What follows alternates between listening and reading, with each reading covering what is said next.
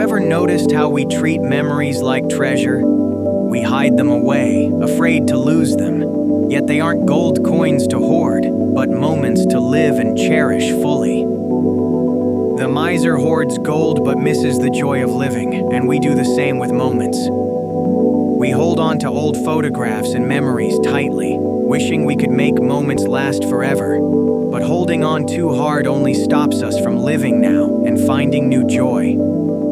Moments slip through your fingers like water. No matter how tightly you try to grasp, they flow away.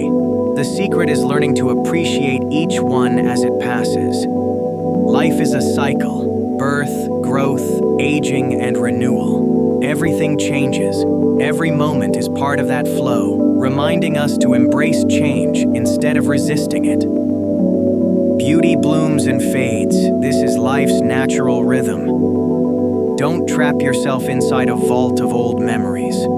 The world outside is full of fresh moments waiting for you, ready to be lived, experienced, and embraced. Step out and breathe deeply. Notice the life all around, the laughter, the energy, the movement. Welcome fresh moments and live each one fully, right now.